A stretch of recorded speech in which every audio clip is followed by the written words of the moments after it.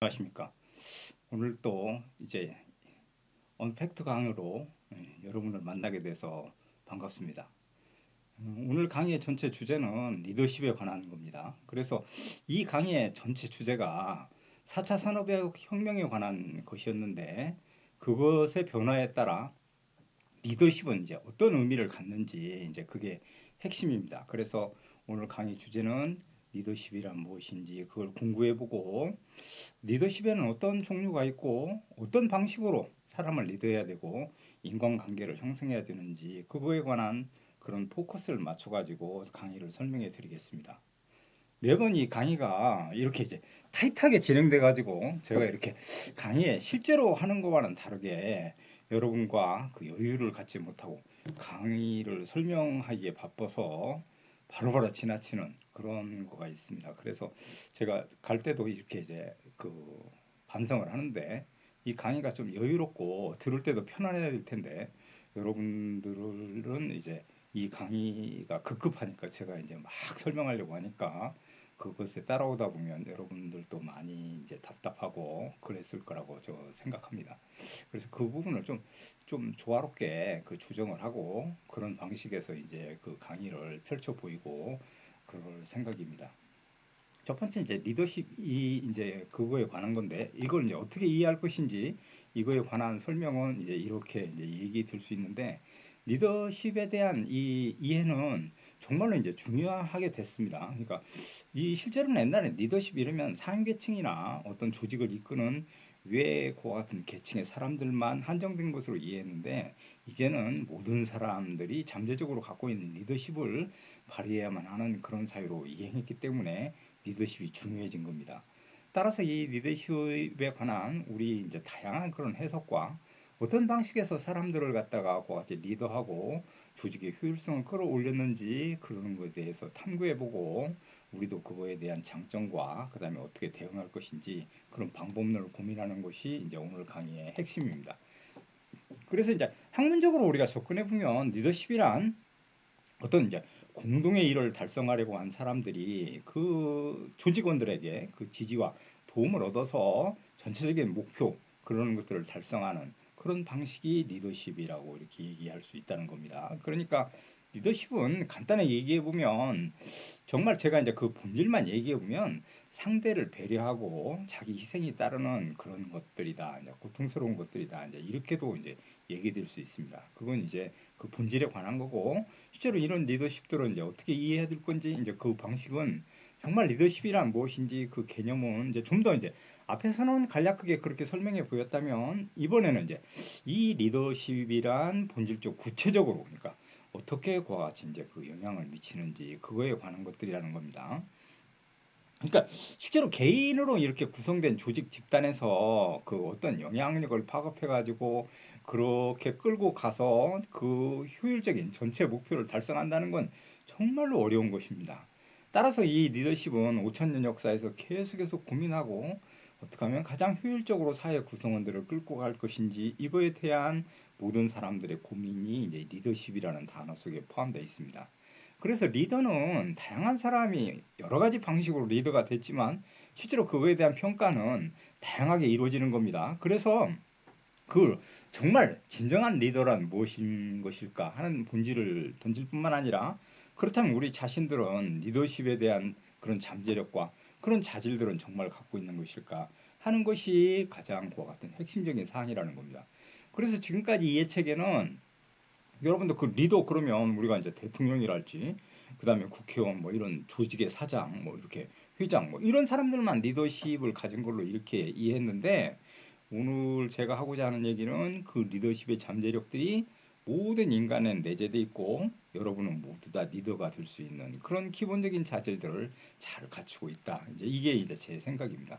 따라서 여러 그런 리더십이란 그런 것들은 자기 잠재되어 있는 리더십을 어떻게 끌어올리고, 그런 리더십이란 무엇인지 탐구해보고, 그런 자질들을 과연 자기는 어떻게 갖고 있었는지 그러는 것들을 생각해 보는 것들이 바로 이제 리더십에 대한 핵심적인 사항이라는 겁니다. 따라서 이거를 이제 좀 더 이제 구체적으로 얘기해 보면, 이제 그, 그 조직의 효과성을 이제 가져온다. 그러니까 조직이 효과적으로 대처해서 어떻게 할 것인지 그런 것들에 대한 것들입니다. 그래서 이 부분들은 여러 가지 설명으로 하면 뭐 다양한 저기 제가 이제 여기 화면에 띄워놨듯이 뭐 어떤 고도화된 복잡화 뭐 그다음에 도시화된 현대 사회에서 리더십이 중요성이 강조되고 있다 이제 이렇게 얘기하는데 실제로 우리가 가만히 살펴보면 우리나라 지금 코로나가 와가지고 저 요즘에 이제 그 상당히 저도 이제 그 여러분들이 흔히 얘기하는 국뽕이라고 할 정도로 이제 우리가 이 코로나의 대처를 잘하고 이렇게 됐다고 같이 얘기하는데 모든 사람들이 이 코로나 대처 방식에 대해서 이제 여러 가지 그러니까 리더십의 관점에서 보면 실제로는 그 우리 상위계층인 대통령을 비롯해서 뭐 이제 여러 질병본부 그다음에 이런 팀워크 그러니까 의사의 수준 뭐 이러는 것들이 에 의해서 이러는 것들을 극복해냈다 이제 이렇게 이제 얘기 드는 건 그건 당연한 겁니다. 그런데 제가 이제 주목하는 거는 실제로 이제 그런 부분에서 아무리 정책과 리더가 뛰어나더라도 거기에 참여하고자 있는 구성원들의 그런 협업과 그렇게 움직이는 마인드 그러니까 그런 시민의식 이런 것들이 갖춰져 있지 않으면 절대로 그런 리더십이 완벽하게 그런 목표 그러니까 이제 코로나 예방하는 그런 차원에 도달하지 못한다는 겁니다. 그래서 실질적으로 저는 이번 코로나 사태도 이게 이제 아웃사이더적인 얘기지만 제일 중요한 부분은 아마 교육.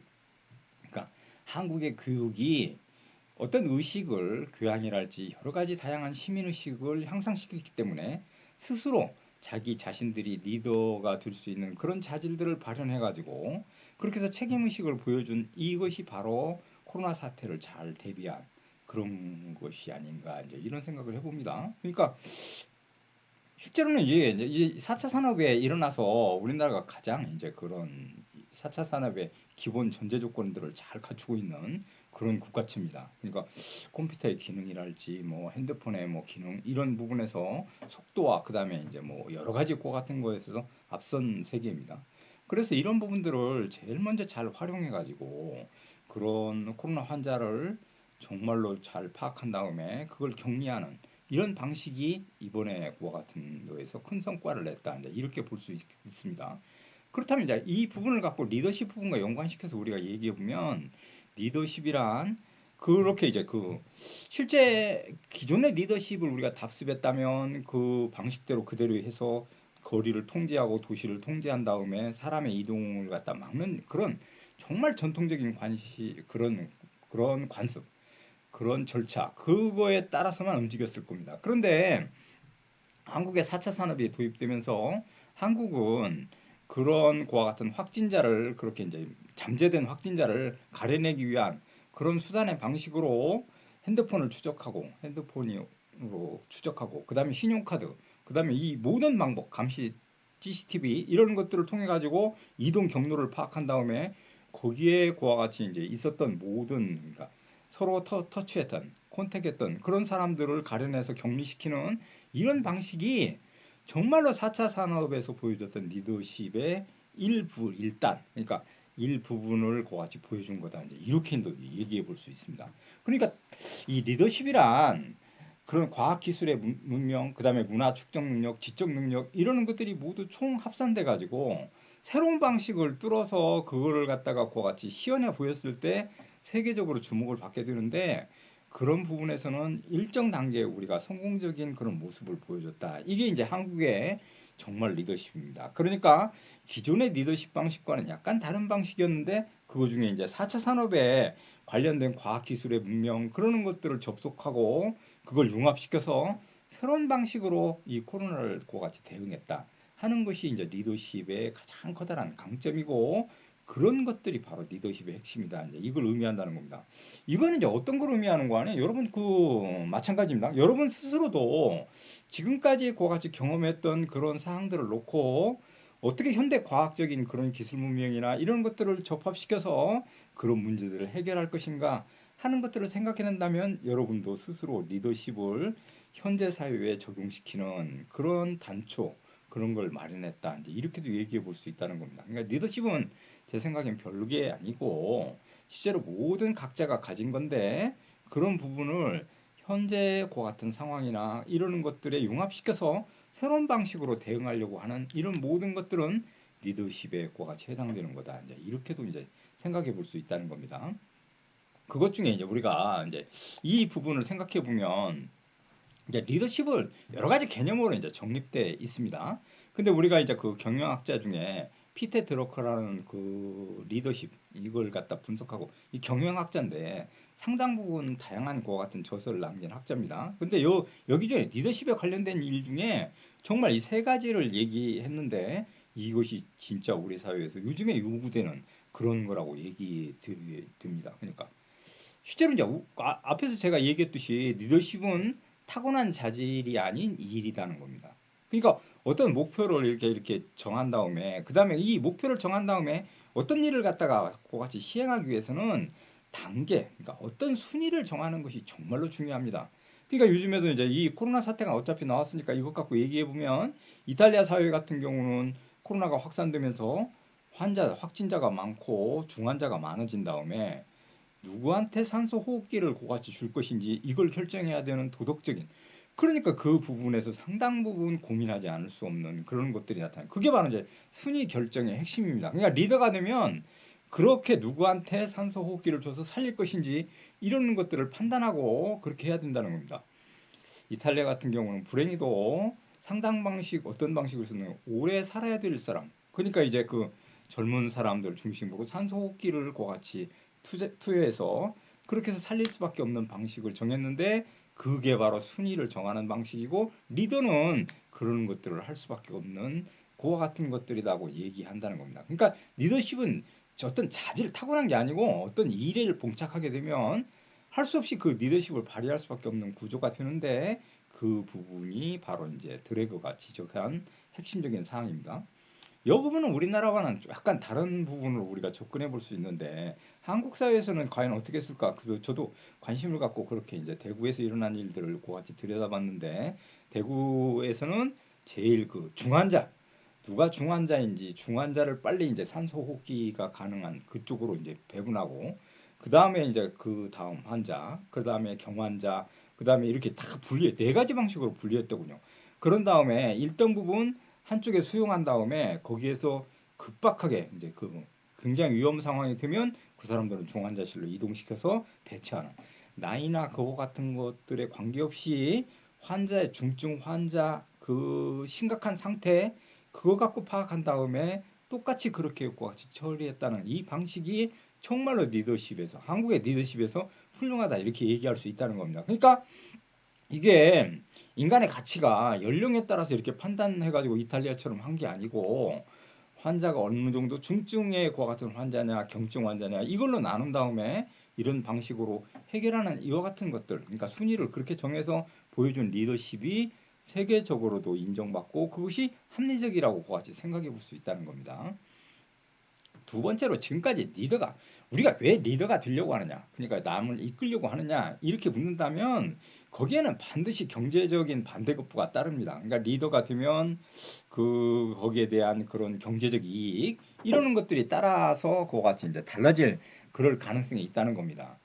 그럼 이거는 이제 그래서 리더가 되려고 하는 겁니다. 그러니까 리더는 그렇게 이제 우리가 인식되고 리더는 반대급부로 리더가 하고 나면 경제적 특혜나 이익 그다음에 권위 이러는 것들이 확대될 수 있다. 이제 이렇게만 생각했는데 드래곤은 이런 거는 그런 건 아니고 리더십은 어떤 지위나 특권이 아니다. 정말로 생각해 보면 그거에 대한 책임이다. 이제 이렇게 이제 강조하고 있어요.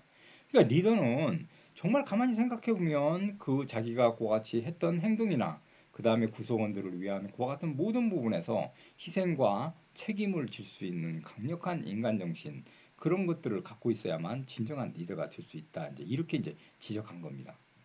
세 번째로는 리더는 정말 신뢰입니다. 그러니까 그 인간관계에서 신뢰 부분을 갖지 못하면 리더로서 절대로 부상할 수 없게 되는 겁니다. 그러니까 서로 믿음과 그 사람이 신뢰를 고같이 쌓음으로써 그런 동료 관계랄지 이런 것들이 형성하게 되는데 이 부분을 지적한 겁니다. 따라서 이런 부분에서 보면 리더라는 건 어떤 뭐 권위나 그다음에 경제적인 특혜 뭐 이러는 것이 아니고 일과 그다음에 어떤 책임, 신뢰 이러는 것들이 바로 리더십이다. 이렇게 얘기했기 때문에 리더십은 우리가 멀리 떨어져 있는 게 아니고 우리 가까이서 일어나는 모든 행동과 이러는 것들이 바로 리더십과 연관돼 있다. 이제 이렇게 이제 얘기해 볼 수 있다는 겁니다. 이 부분에서 이제 그 리더십에서 이제 그 긴박하게 연구한 아주 긴밀하게 상관관계를 갖는 그런 이제 그 단어는 지도력입니다. 정말. 그러니까 누가 이제 리더가 되는 건 다양한 사람들이 이제 지금까지 리더가 돼서 움직여 왔는데 그 리더가 된 사람들한테는 반드시 성공적인 리더가 된 사람들은 반드시 어떤 이유와 그와 같은 내재적인 잠재력 여러 가지 것들을 갖고 있는데 상당히 그것 중에 핵심적인 사항은 리더는 아무튼 능력을 가지고 있고 앞에서 지적했던 신뢰 관계를 쌓는다거나 어떤 책임과 희생의식 이러는 것들이 그같이 있어야만 그런 관계를 성장할 수 있다. 이제 이렇게 얘기 드는 겁니다. 이 지도력과 관련돼 가지고 뒷부분에서 이제 더더욱 설명을 해드리겠는데 이 부분이 이제 그 리더의 가장 핵심적인 거다. 이제 이렇게 이제 얘기 드는 겁니다. 앞에서부터 쭉 얘기해 왔는데 그게 이제 리더십이란 어떤 건데 우리가 생각했던 그 리더십은 바로 상당 부분 학문적이고 그렇게 얘기했을 때는 상당히 그 나하고는 관계가 없는 거다. 저도 이제 그렇게 이해했는데 근데 그건 아니고 실제로 모든 사람들은 다 리더십의 그와 같은 의지와 이러는 것들이 잠재돼 있고 어느 순간에든 다 리더십을 발휘할 수 있는 그런 것들이 다 내재돼 있다. 이렇게 이제 얘기할 수 있는 겁니다. 그러니까 리더십은 상당 부분 지금까지 얘기했던 거와는 관계없이 모든 사람들이 내재적으로 갖고 있는 그러한 정신력이다. 이제 이렇게 이해해 볼 수 있다는 겁니다. 그렇다면 이제 리더십은 이런 방식으로 우리가 이해했다면 리더십에 이제 유형이 있습니다. 그러니까 그 리더십의 유형에 따라 우리가 어떻게 대처하면 가장 효율적인 그런 방식이 될까 하는 겁니다. 그러니까 지금까지 선언적으로 리더들이 지내왔던 그런 방식을 우리가 그와 같이 살펴보고 그런 것들을 유형화한 다음에 그거의 장점과 단점 이러는 것에 대한 이해 체계를 높이면 우리가 확실히 더 이제 선명한 그러니까 확실한 그런 결정력과 더 합리적인 그런 생산성 이런 것들을 그와 같이 달성할 수 있다. 이걸 의미하는 겁니다.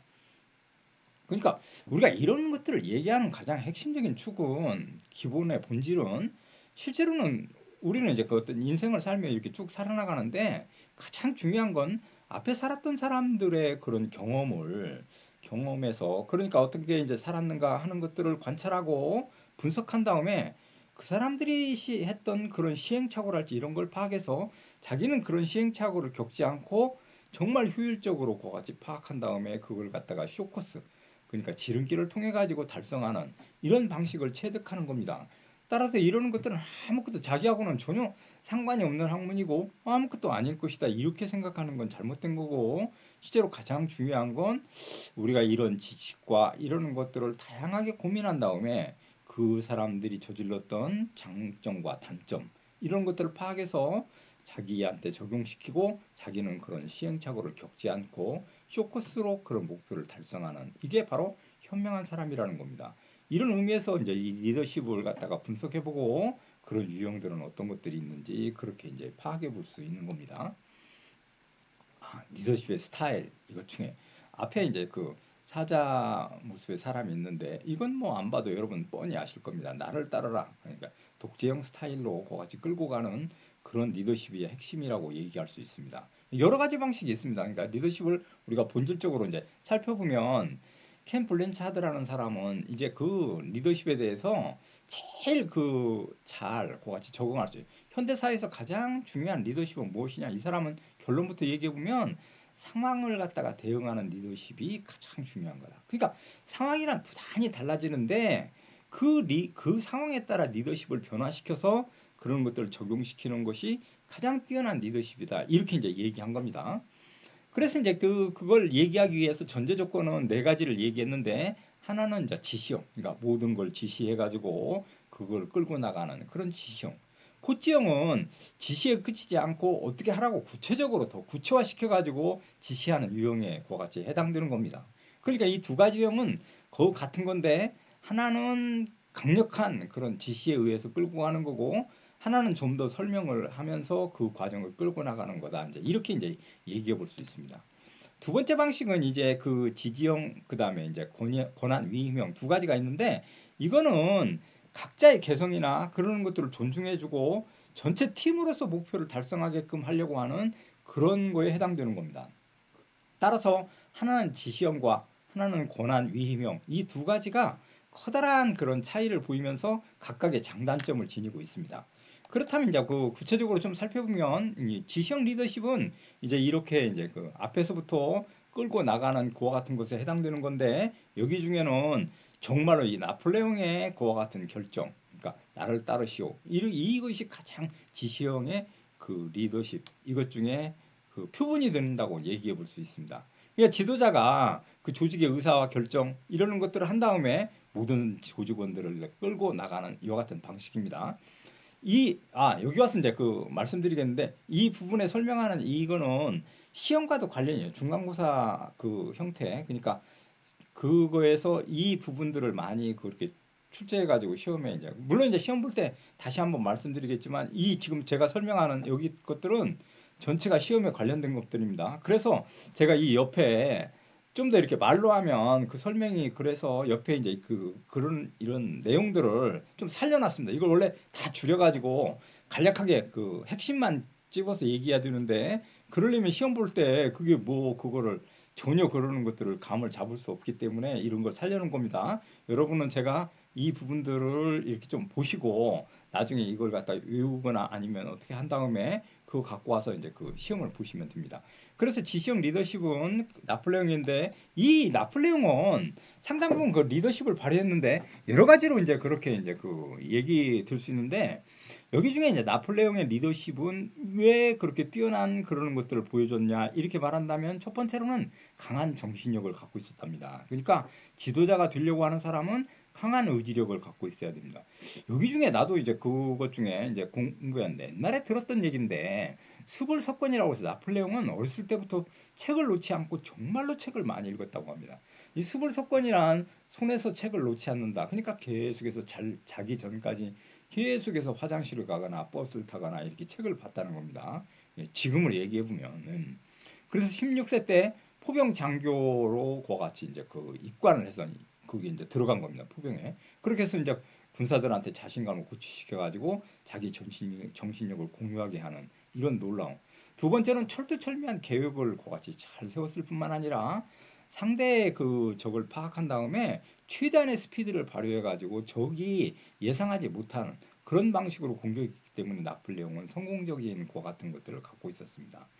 이 리더십 중에 이런 부분들은 이제 그런 리더십의 개인적인 거지만, 서로 그렇죠.